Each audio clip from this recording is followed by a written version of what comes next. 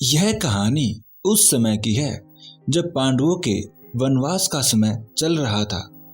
अपने वनवास के समय एक बार पांडव वेदव्यास जी के आश्रम में पहुंचे और उन्हें अपना दुख बताया। युधिष्ठिर ने वेदव्यास जी से प्रार्थना करी कि वे उन्हें अपना राज्य पुनः प्राप्त करने का कोई उपाय बताएं।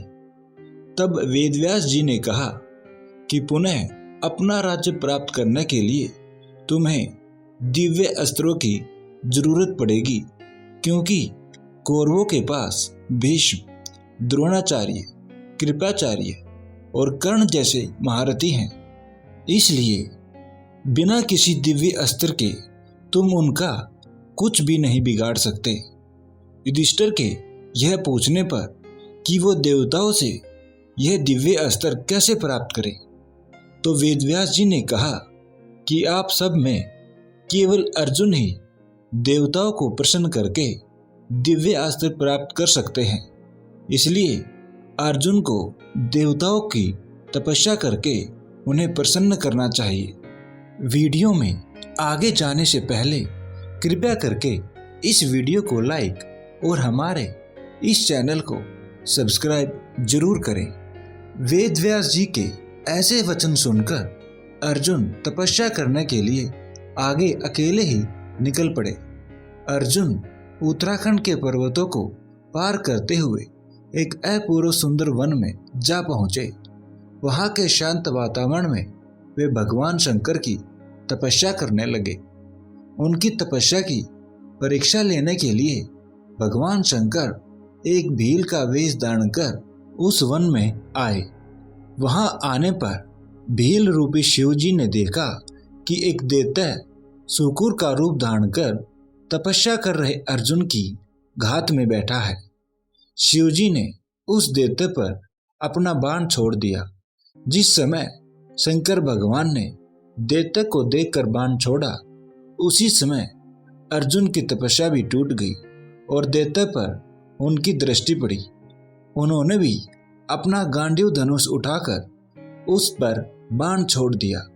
सुकर को दोनों बाण एक साथ लगे और उसके प्राण निकल गए।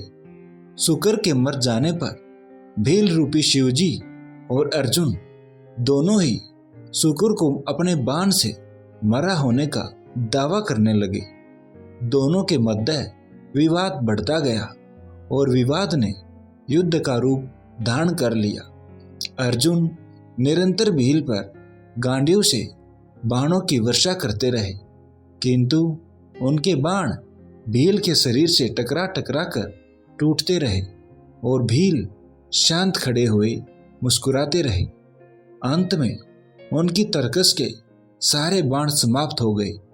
इस पर अर्जुन ने भील पर अपनी तलवार से आक्रमण कर दिया। अर्जुन की तलवार भी भील के शरीर से टकराकर दो टुकड़े हो गई। अब अर्जुन क्रोधित होकर भील से मल्ल युद्ध करने लगे। मल्ल युद्ध में भी अर्जुन भील के प्रहार से मूर्छित हो गए। कुछ समय पश्चात जब अर्जुन की मूर्छा टूटी तो उन्होंने देखा कि भील अब भी वहीं खड़े मुस्कुरा रहा है।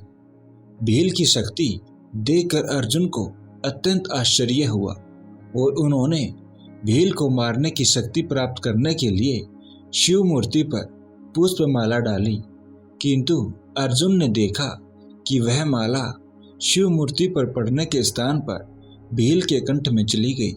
इससे अर्जुन समझ गए कि भगवान शंकर ही भील का रूप धारण करके वहां उपस्थित हुए हैं।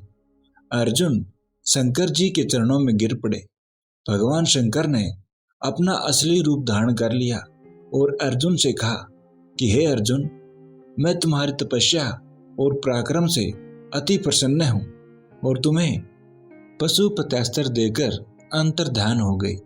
उसके पश्चात वहां पर वरुण, यम, कुबेर, गंधर्व और इंद्र अपने अपने वाहनों पर सवार होकर आ गए। अर्जुन ने सभी देवताओं की विधिवत पूजा की।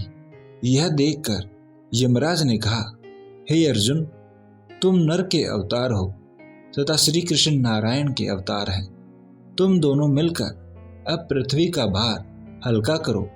इस प्रकार सभी देवताओं ने अर्जुन को आशीर्वाद और विभिन्न प्रकार के दिव्य व अलौकिक अस्त्र शस्त्र प्रदान कर अपने अपने लोगों को चले गए।